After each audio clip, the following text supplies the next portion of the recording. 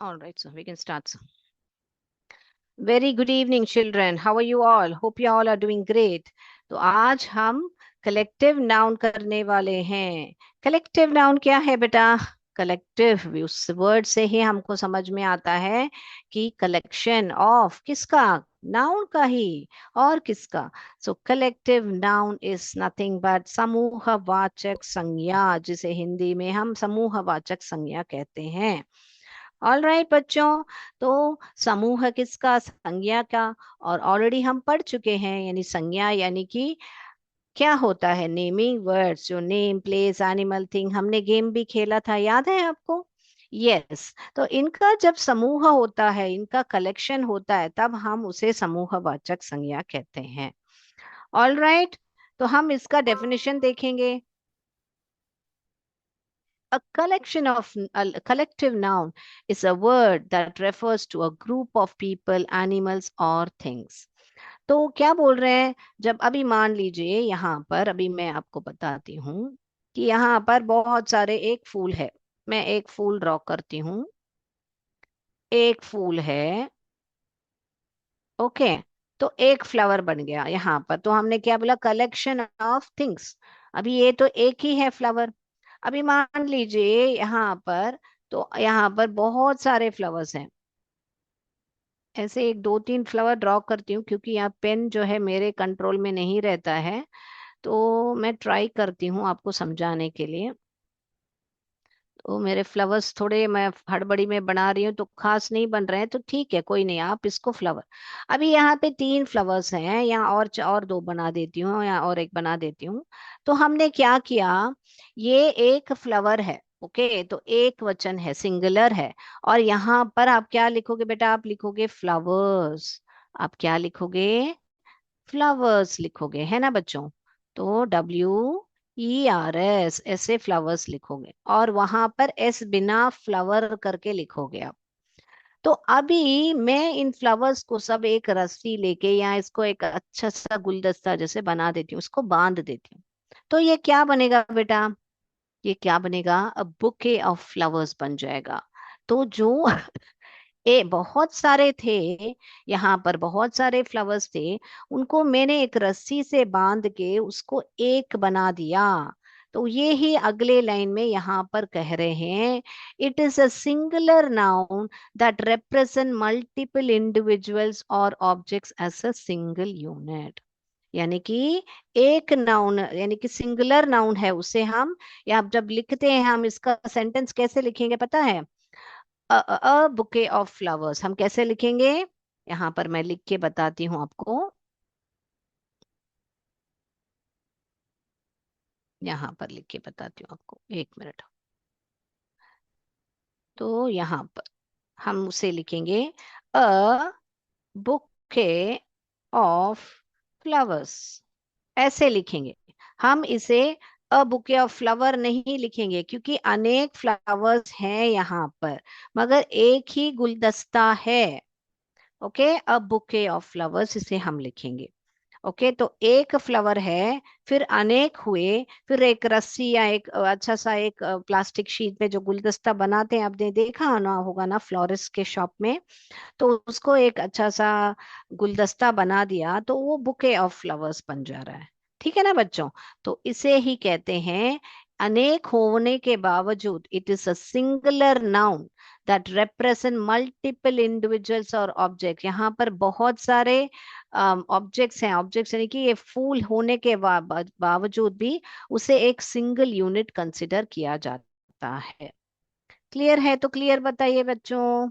Yes, मेरे बच्चों को क्लियर है. Right, very good, very good. तो अभी आगे बढ़े हम. अभी आप और कोई चीज ऐसे सोचिए, जो आप, है ना, ऐसे बना सकते हो. आ, ऐसे एक एक बना सकते हो. Very good. मैं चित्र में आपको बताऊंगी और एक चीज हम क्या बना सकते हैं ऐसे. चलिए, तो हमने अभी डेफिनेशन समझा, कि उसका हिंदी का नाम भी समझा कि इसे समूहवाचक संज्ञा कहते हैं, और डेफिनेशन भी समझा. राइट. तो वो इसे हिंदी में भी समझते हैं. चलिए अभी, चलिए हिंदी में भी समझे हम. यहाँ पर समूहवाचक संज्ञा वह संज्ञा होती है जो व्यक्तियों, पशुओं, पक्षियों या वस्तुओं का समूह को एक इकाई के रूप में दर्शाती है। ये जो एक इकाई, ये ही मैं बोल रही को इंग्लिश में सिंगल यूनिट, हमको ये बहुत बहुत इम्पोर्टेंट है कि एक इकाई में उसे एक गुलदस्ता ही आपने देखा, अनेक फूल होने के बावजूद भी एक ही गुलदस्ता था। All right. तो जब आपको इतना याद रखना है, ये जो व्यक्तियों, पशु, इस पक्षियों, वस्तुओं, इन सब का समूह होता है, तब उसे समूहवाचक संज्ञा कहते हैं। Very good children, very good. तो अभी हम उदाहरण देखें। चलिए चलिए उदाहरण भी देखेंगे हम। मैंने बोला था ना आपको और एक उदाहरण बताऊंगी। यहाँ पे देखिए, आइसक्रीम स्टिक है। यहाँ पर सिर्फ एक है, तो हमने सिर्फ स्टिक लिखा, बराबर। अभी हम इसको देखेंगे, ये इतने सारे आइसक्रीम स्टिक्स हैं, तो हम इसे एस लिखते हैं। प्लूरल आपने बचपन से सीखा होगा ना बेटा, एक है तो स्टिक कह रहे हैं, अनेक है तो स्टिक्स कह रहे हैं। Very good. तो अभी इसको कैसे हम कलेक्टिव नाउन बनाएं? हाँ, तो कलेक्टिव नाउन का वर्ड भी हमको लिखना पड़ेगा। यानी कि हमको देखिए, इसको एक टेप से हमने बांध दिया और हमने क्या कर दिया बेटा, उसको ए बंडल ऑफ आइसक्रीम स्टिक्स कर दिया। तो आप देख रहे हो बेटा, यहाँ पर एक ए करके लगा है, मगर यहाँ पर प्लूरल लिख रहे हैं। ए माने क्या बेटा? एक। हिंदी में जो अर्थ होता है उसका एक होता है। तो यहाँ पर केवल एक बंडल ऑफ आइसक्रीम स्टिक है। अ, और मगर यहाँ पर बहुत सारे स्टिक्स हैं, इतने सारे हैं, मैं गिन भी नहीं पा रही हूँ। देखिए, इतने सारे स्टिक्स हैं, तो इसीलिए ये अनेक होने के बावजूद भी उसे एक ही कहा गया, क्योंकि बंडल तो केवल एक है। तो ये जो वर्ड बंडल है ना बेटा, ये ही है कलेक्टिव नाउन यहाँ पर। तो ये आइसक्रीम स्टिक को या कोई भी स्टिक को बंडल कहते हैं, चाबियों को, गुच्छे को बंच कहते हैं, फ्लावर्स को बुके कहते हैं। तो वो कैसे हम जाने मैम? तो वो तो आपको रट्टा ही लगाना पड़ेगा बेटा, कि इस एक एक नाउन का अलग अलग नाम होता है। कोई कोई का सेम नाम भी होता है।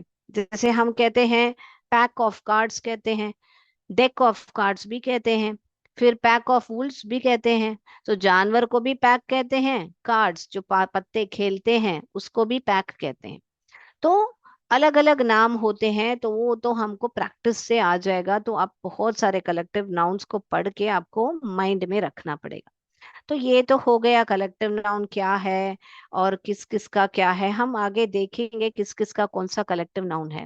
मगर बेटा हम क्यों पढ़ते हैं, क्या वजह है इनको हमको समूह करने के लिए, और इनका क्यों हम जानना है? ऐसे आपके माइंड में आता होगा ना बेटा, कि क्यों मैम, हम क्यों पढ़ना है कलेक्टिव नाउन, ऐसे करके होता होगा ना बेटा। तो वो ही अभी अगला हम देखने वाले हैं। पहले हम उदाहरण देखेंगे और इसको कैसे सेंटेंस में बात करना वो भी देखेंगे। देखिए यहाँ पर, can you give me a bundle of ice cream sticks, ऐसे आप पूछ सकते हो। मैंने इंग्लिश क्लास में आपको ये सेंटेंस सिखाया हुआ है, can you please give me a bundle of ice cream. आप वो जो गोल्डन वर्ड प्लीज है वो भी आप यहाँ पर प्रयोग कर सकते हो, है ना बच्चों?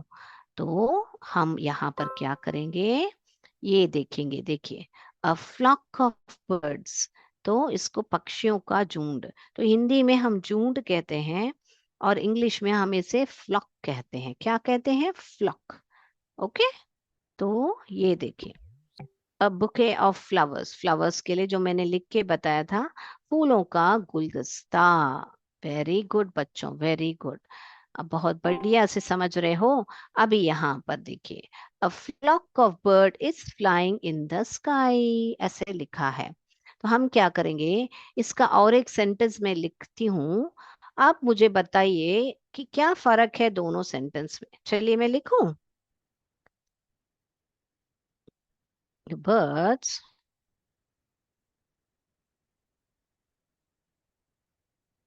इन द स्काई।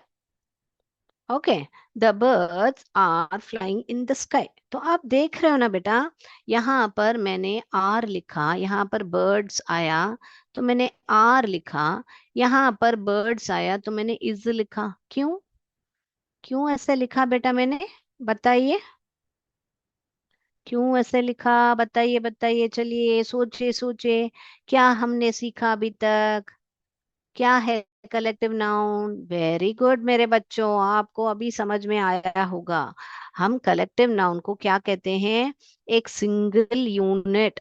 यानी यहाँ पर बर्ड्स होने के बावजूद भी यहाँ पर बर्ड्स का जो झुंड है वो कितना है? वहां पर केवल एक ही है। इसीलिए हमने यहाँ पर इज लिखा। मगर यहाँ पर कलेक्टिव नाउन नहीं लिखा गया, सिर्फ इतना बताया है कि अनेक पक्षियां हैं वहां पर, इसीलिए यहाँ पर आर लिखा गया है ना बच्चों? देखा आपने?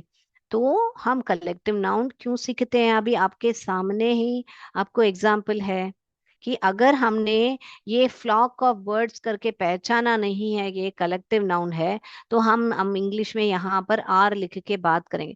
A flock of birds are flying in the sky, ऐसे बोल देंगे।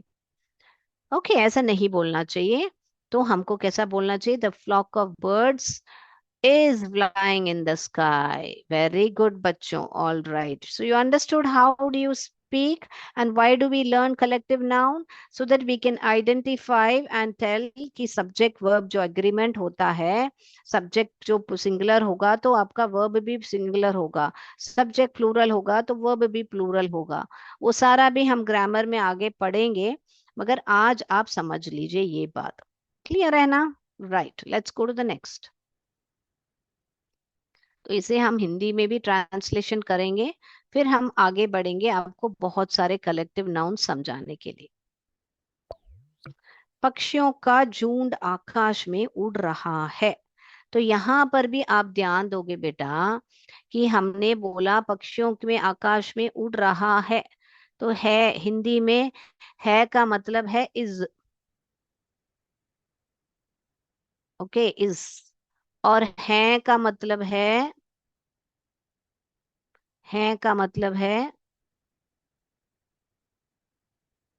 आर।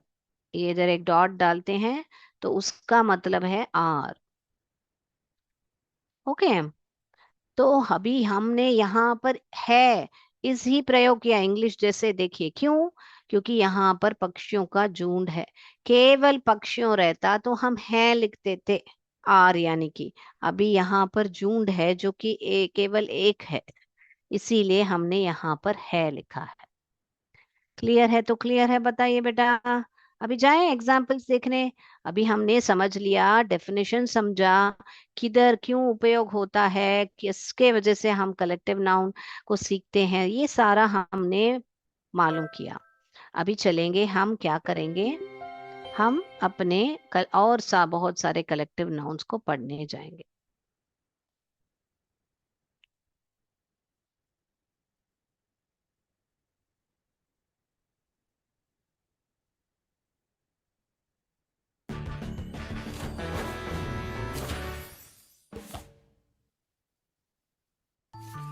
अभी आप बोलिए, ये क्या लिखोगे बेटा? यहाँ पर लिखा है आपका a bouquet of bees, a swarm of bees। यहाँ पर लिखा है, तो आप बताइए मुझे कि इसे क्या लिखोगे। एक मिनट में इसको बदल देती हूँ ताकि आपको, नहीं तो टाइमर लगा हुआ है, बंद हो जाएगा जितना आंसर्स आप बोल रहे हो।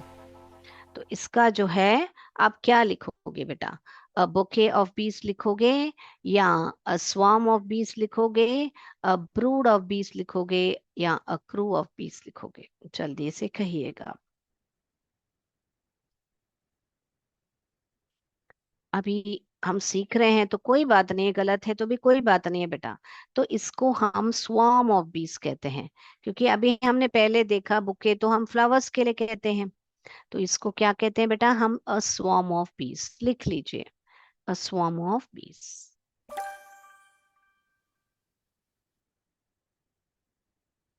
यहाँ पर देखिए बेटा, बहुत सारे लायन है, तो हम क्या कहते हैं लायन को?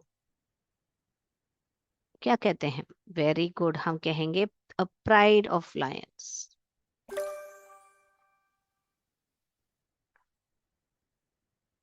यहाँ पर बहुत सारे गीस हैं बेटा, तो यहाँ पर हमको पता है स्वार्म जो हम बीस के लिए कहते हैं, पैक तो मैंने जिक्र किया था कार्ड्स के लिए कहते हैं, या डॉग्स के लिए कहते हैं, या वुल्व्स के लिए कहते हैं, प्राइड जो अभी हमने देखा लायन के लिए कहते हैं।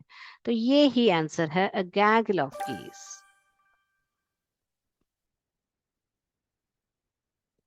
ये देखिए बेटा, अ बुके ऑफ फ्लावर्स। तो आपने पूछा ही नहीं मुझसे कि मैम हर जगह पे आपने बोला एस लिखना है, यहाँ पर क्यों नहीं मैम एस लिखा पिछले स्लाइड में?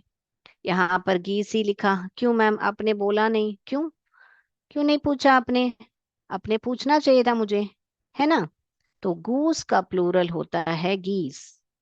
ओके, इसीलिए यहाँ पर गूस नहीं, यहाँ पर गूसेस नहीं लिखते हैं हम, राइट? तो हम उसे गीस कहते हैं, राइट?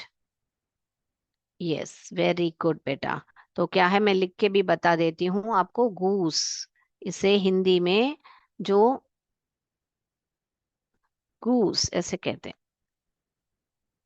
तो गूस का प्लूरल, गूसस ऐसे ऐसे नहीं लिखते हैं, वो गलत होगा। तो गूस का प्लूरल होता है गीस। तो इसीलिए इसे यहाँ पर एस ऐड नहीं करना चाहिए, हम गीस बोलते हैं इसे। क्या बोले, इरेगुलर प्लूरल फॉर्म बोलते हैं, जिसमें हम एस या ई एस ऐड नहीं करते हैं। ऑल राइट, तो ये भी एक एडिशनल इंफॉर्मेशन हो गई आपकी। तो चलिए अभी अगला स्लाइड। तो ऐसे छोटी छोटी सवाल है, आपको ध्यान में देना पड़ेगा, देखना है क्यों मिस यहाँ पर एस नहीं ऐड किया है, पूछना है मुझसे आपको, राइट? तो ए बुके ऑफ फ्लावर्स हम ऑलरेडी पढ़ चुके हैं सेंटेंस में। अगला, यहाँ पर इनको अ ट्रूप ऑफ डांसर्स कहते हैं। ये वाला हम क्या कहते हैं, क्रू ऑफ सेलर्स। यहाँ पर A option, a crew of sellers, आप लिख लीजिए। मैं अगली कक्षा में आपको और भी कलेक्टिव नाउन दिखाऊंगी, तब आप लोग और भी अच्छी तरह, क्योंकि ये जो है आपको अलग अलग कलेक्टिव नाउन्स है करके आपको जानकारी होने से ही आप उसका नाम याद करके आप बोल सकते हैं, करेक्ट ना? तो क्रू ऑफ सेलर्स। अगला देखेंगे हम, यहाँ पर इनको क्या बोलते हैं, आइलैंड है बहुत सारे, इनको ग्रुप ऑफ आइलैंड्स बोलते हैं। रेंज जो है माउंटेन्स के लिए बोलते हैं, आप लिख लीजिए, अ रेंज ऑफ माउंटेन्स। टीम क्या है, किसको कहते हैं? टीम जो है आप प्लेयर्स को कहते हैं, खिलाड़ियों को टीम कहते हैं। और गैगल अभी हमने देखा कि इसको गैगल कहते हैं, तो इसीलिए ये ही सही है। अगला देखेंगे बेटा, इनको अ चेस्ट ऑफ ड्रॉयर्स कहते हैं। क्या कहते हैं बेटा हम? a chest of drawers। अगला देखेंगे बेटा हम, an army of ants। An क्यों लिखा है बेटा? क्योंकि यहाँ पर आर्मी ये जो है वावल का साउंड आ रहा है, इसीलिए ये ही सही है। अगला लास्ट वन देखेंगे, बहुत सारे अनेक स्टार्स हैं, तो इससे हम अ गैलेक्सी ऑफ स्टार्स कहेंगे। क्या कहेंगे बेटा? Galaxy of stars. हो गया बच्चों लिखना, a galaxy of stars. Very good मेरे बच्चों। तो अभी हम क्या करेंगे, हमारे स्पोकन इंग्लिश भाग में जाएंगे, और इसको टिक नहीं किया था, अ ट्रूप ऑफ डांसर्स, इसे हम ट्रूप ऑफ डांसर्स कहेंगे। तो बहुत बढ़िया से सभी ने आंसर्स किया है। तो अभी हम हमारे स्पोकन इंग्लिश सेशन पे जाएंगे। पिछले क्लास में हमने आपको सिखाया था कि आई वॉन्ट करके हमने सेंटेंस बनाए थे, जैसे आई वॉन्ट अ पेन। फिर हमने देखा था आई वॉन्ट अ चॉकलेट। फिर हमने देखा था I want a water bottle.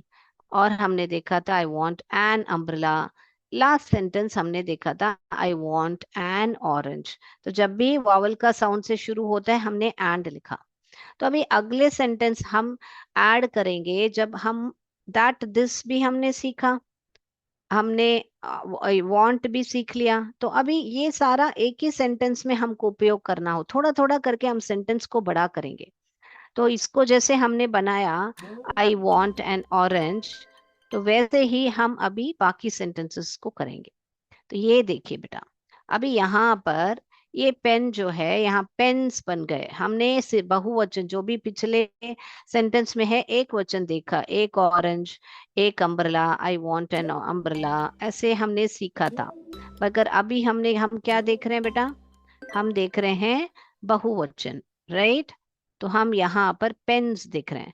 इसको कैसे लिखोगे बेटा? और यहाँ पर एडिशनल वर्ड एक है दीज। बताइए कैसे करोगे इसको सेंटेंस? Very good. तो हम शुरू तो करेंगे आई वॉन्ट। तो ठीक है भाई, ये आई वॉन्ट दीज पेन्स। अभी बेटा ये जो सेंटेंस है आई वॉन्ट दीज पेन्स, इससे हम मुझे क्या पता चल रहा है? ये पेन नजदीक है या दूर है? बताइए, नजदीक है या दूर है? वेरी गुड बेटा, आई वॉन्ट दीज पेन्स यानी कि ये पेन्स जो है नजदीक है हमारे, और बहुवचन होने के वजह से हमने दीज इस्तेमाल किया। अगर ये पेन नजदीक हो और आपको एक वचन हो तो आप कैसे बात करोगे बेटा? बताइए, मेरा सवाल क्या है? अगर आपका ये जो पेन्स नजदीक है और सिंगुलर हो और आपको ये सेंटेंस बात करना हो, आई वॉन्ट, क्या लिखोगे उसके बाद में? क्या लिखोगे बेटा? आई वॉन्ट दिस पेन, नजदीक है तो यस, ऐसे लिखेंगे ना बेटा हम, I want this pen, right? तो give me a pen, I want this pen. ऐसे हम एक एक करके हम जो है क्रिया को बदल रहे हैं, कभी हम दिस दैट को लिख रहे हैं, तो सारा आपको मीनिंग आना चाहिए। ओके, वेरी गुड बच्चों, बहुत बढ़िया। तो अभी हम अगला सेंटेंस पे जाएं। हम यहाँ पर देखिए, ये कैसे लिखोगे बेटा? ये बताइए, इसको कैसे सही से सेंटेंस बनाइए, कैसे कहोगे? और यह बॉटल्स कहाँ पर है, दूर है या नजदीक है? और कैसे पता चल रहा है, कौन से शब्द से पता चल रहा है कि वो नजदीक है कि दूर है?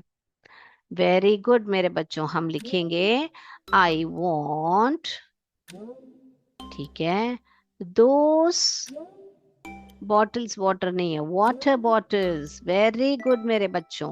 और हमको ये कैसे पता चल रहा है बेटा हमको कि ये जो वाटर बॉटल्स हैं ये जो कहाँ पर हैं, दूर है? क्योंकि इस जो शब्द से हमको पता चल रहा है कि ये बहुत दूर है। वेरी गुड मेरे बच्चों। लास्ट सेंटेंस हम देखेंगे। यहाँ पर ये ऑरेंज मेरे हाथ में ही है, इसीलिए यहाँ पर दिस का प्रयोग किया गया है। तो इसे लिखिए, सही से लिखिए। वेरी गुड मेरे बच्चों, आप लिखोगे आई want this orange. Wonderful wonderful, very good. और थोड़ा सेंटेंस बड़ा करेंगे अगली कक्षा में। ओके, हम सीखेंगे कैसे दो सेंटेंस को हम जोड़ के बड़ा सा सेंटेंस बना सकते हैं। तो आज के लिए इतना ही बेटा। हम आई वॉन्ट के साथ हम दिस दोस्त दैट जो हमने प्रीवियस क्लास में भी सीखा था, तो धीरे धीरे करके हम सेंटेंस को बड़ा करते ही आ रहे हैं, और बड़ा करेंगे सेंटेंस को, ठीक है ना? तो आज के लिए इतना ही बच्चों। तो मैं अभी एमसीक्यू खा हमारा जो पढ़ाई का समाप्त हो गया, मगर हमारा एमसीक्यू अभी बाकी है ना बच्चों? तो चलिए अभी हम एमसीक्यू करेंगे। चलिए, आपके सामने जो आज कलेक्टिव नाउंस किए थे आपके सामने हैं, आप देखिए। Which pair is correctly matched? A school fish, B herd ships, C fleet lions, D swarm players। यानी कि कौन सा जो कलेक्टिव नाउन है सही से मैच किया गया है? हमने सीखा था लायंस, स्वॉर्म, सब प्लेयर्स के लिए क्या आएगा, सब हमने सीखा हुआ है, तो आपको पता है ये सारा। चलिए, हो गया। अभी हम जाएंगे दूसरा सवाल पर। हो गया ना बेटा? Which pair is correctly matched? Right. Second सवाल आपके सामने। A dash of ships sailed in the harbor. A dash of ships sailed in the harbor. A flock, B pride, C fleet, D colony. A dash of ships sailed in the harbor. A flock, B pride, D C fleet, D colony.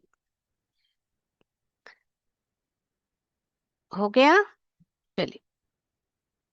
A dash of lions was resting under a tree. Flock, pride, team, choir. Flock, pride, team, choir. A dash of lions were resting under a tree. Which pair is incorrectly matched? कौन सा पैर जो है incorrectly matched है?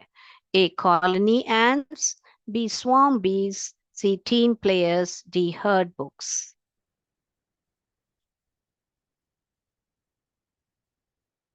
विच pair is incorrectly match? सवाल ध्यान से सुनिए बेटा, जो पैर इनकरेक्टली मैच्ड है तो ध्यान से देखिएगा. चले. A dash of people waited outside the stadium. A pride, B team, C crowd, D pile. A dash of people waited outside the stadium. A pride, B team, C crowd, D pile. तो मैं उम्मीद करती हूं आपने सब लिख लिया होगा सवाल. हर एक सवाल मैंने 2 बार पढ़ा है. अभी हम जाएंगे आंसर्स डिस्कस करने. विच पैर इज करेक्टली मैच्ड बेटा? तो हमको पता है ये वाला, स्कूल फिश.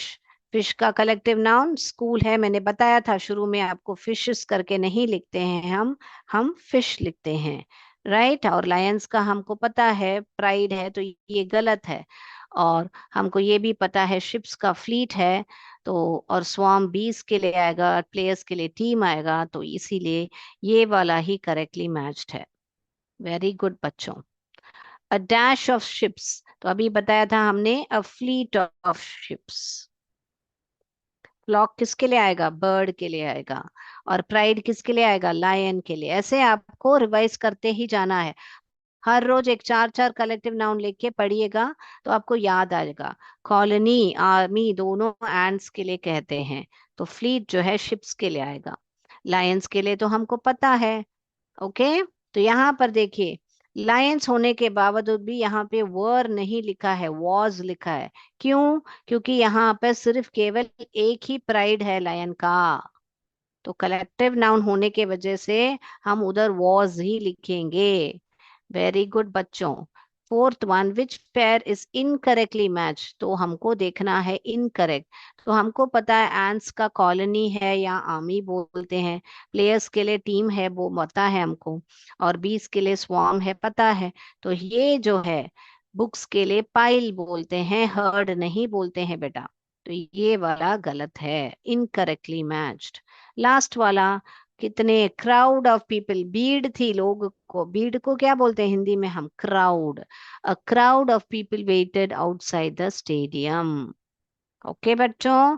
तो मैं उम्मीद करती हूँ कि आपको कलेक्टिव नाउन समझ में आ गया. अगली कक्षा में हम वापस कलेक्टिव नाउन और बहुत सारे कलेक्टिव नाउन नए नए सीखेंगे, ताकि आपको और भी थोड़े कलेक्टिव नाउन्स पता चले. आज सिर्फ मैंने 10-15 ही कलेक्टिव नाउन्स आपको दिए हैं. तो आज के लिए इतना ही बच्चों. जय विद्या शक्ति, जय हिंद, जय भारत. धन्यवाद. Thank you sir.